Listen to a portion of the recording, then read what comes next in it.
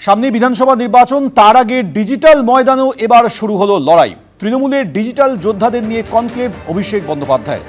আগামী 5 দিন কিভাবে সোশ্যাল মিডিয়ায় লড়বেন যেন প্ল্যান থাকে, আগামী 5 দিনের প্ল্যান যেন সবার কাছে থাকে, আগামী 100 দিনের জন্য টাইম লাইন তৈরি করতে হবে।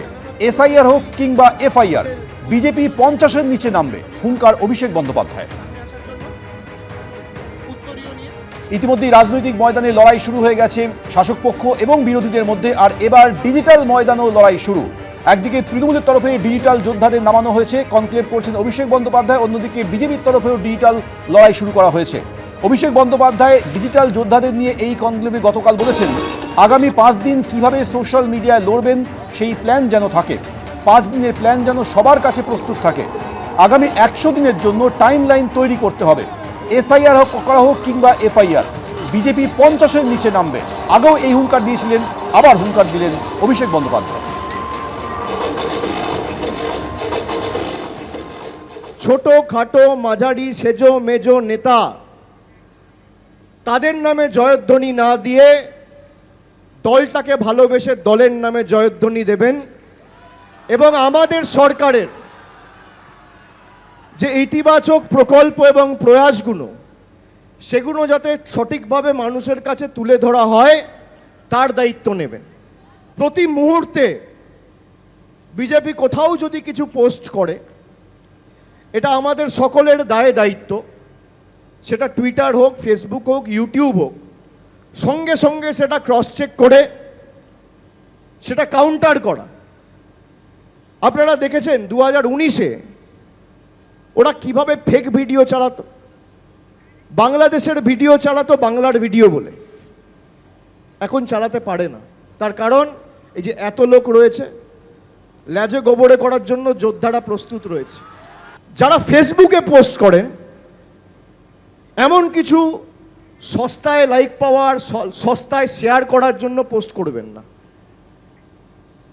কিছু নেতা আছে যখন বক্তব্য রাখে, সস্তায় তালি পাওয়ার জন্য 2-4টে আলটপকা মন্তব্য করে। সেরম কোনো পোস্ট যে 4টে বাড়তি আমি লাইক পাবো বা 5 জন বাড়তি শেয়ার করবে, এটা ভেবে করবেন না। এটা আমার একান্ত অনুরোধ। যুক্তি দিয়ে কাজ করতে হবে। যারা ডিজিটাল কর্মী রয়েছেন, আমি আপনাদের বলবো, রাস্তাঘাটে তৃণমূলের কর্মী নেতারা যেমন প্রচার করছে, আপনাদেরও সকলকে একইভাবে প্রচার চালিয়ে যেতে হবে। কেন আমাদের প্রচারে থাকতে হবে, কেন আমাদের মিথ্যে ন্যারেটিভের বেড়াজাল ভেঙে চূর্ণ বিচূর্ণ করতে হবে? একটা মিথ্যে রটতে বেশি সময় লাগে না। আপনারা যদি সেটা কাউন্টার না করেন, আর লোক যদি প্রথমে একটা খবর পায়, শুনছি এখানে নাকি এই হয়েছে, আরে আপনাকে তো বলতে হবে ঘটনাটা সত্যি না মিথ্যে। যদি একতরফা হয় তাহলে মানুষ মিথ্যেটাকেও সত্যি বলে মানে। সিপিএম যেটা করতো 34 বছর, গোয়েবেলস থিওরি বলে, একই মিথ্যে বারবার বলতো। আজকে কিভাবে যুদ্ধ হয়? নেভি, আর্মি, এয়ারফোর্স, কিভাবে যুদ্ধ হয়? এভাবে হয়তো তৃণমূল কংগ্রেসকে আপনি যদি 3টে ভাগে ভাগ করেন, তাহলে তৃণমূল কংগ্রেসের আর্মি, মানে ভারতবর্ষের ডিফেন্স যদি আপনি দেখেন, তাহলে 3টে ভাগ আছে: Indian army, Indian navy, Indian air force. ঠিক একইভাবে তৃণমূলকে আপনি যদি 3টে ভাগে ভাগ করেন, নিচে যারা প্রচার করছে, বুথে যারা বসছে, তারা নিশ্চয়ই দলের সম্পদ। যারা সংগঠনের হয়ে কাজ করছে, দেওয়াল লিখছে, ফেস্টুন লাগাচ্ছে, পতাকা বাঁধছে, মিছিলে হাঁটছে, তারা দলের আর্মি। কিন্তু আপনারা যারা সোশ্যাল মিডিয়ায় পোস্ট করছেন, দলের হয়ে লড়ছেন, তারা কিন্তু এয়ারফোর্স। এটা মাথায় রাখতে হবে।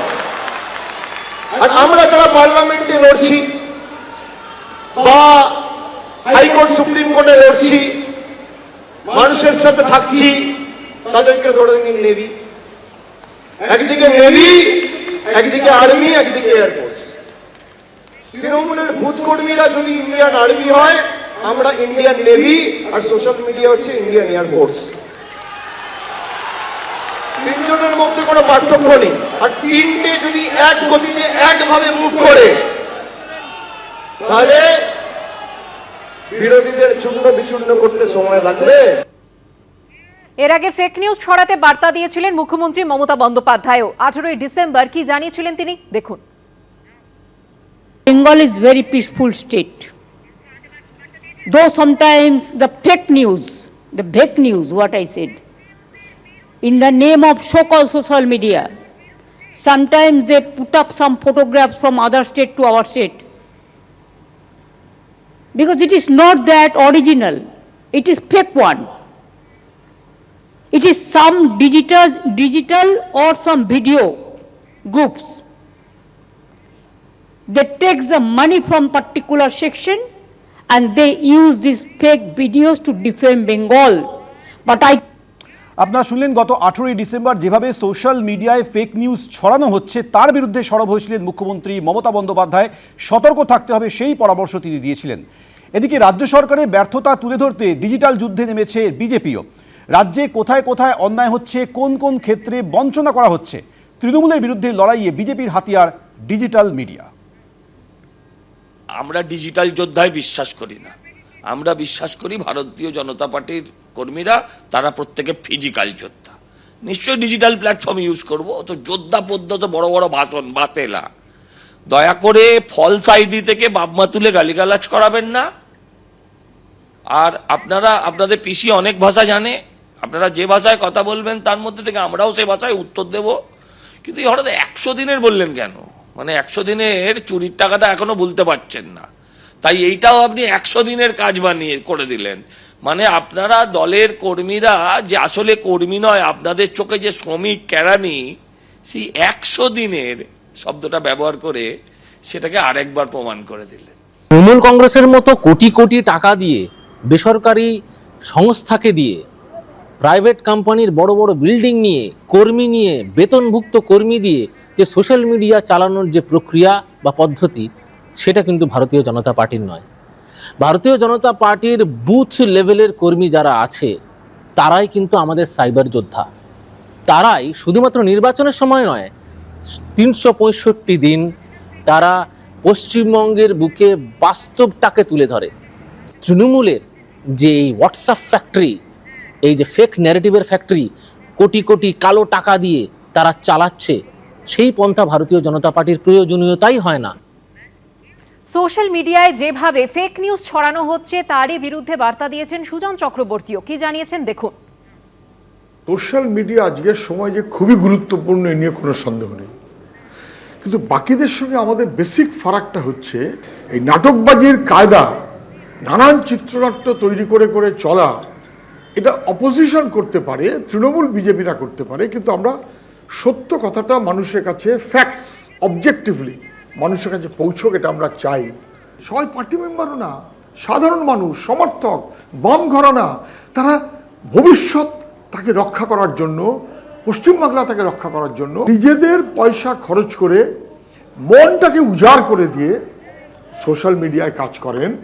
ওদের তো লক্ষ লক্ষ টাকা, হাওলার টাকা, কয়লার টাকা, চুরির টাকা, দুর্নীতির টাকা, ওসব ওদের থাকুক। এবিপি আনন্দ, এগিয়ে থাকে, এগিয়ে রাখে।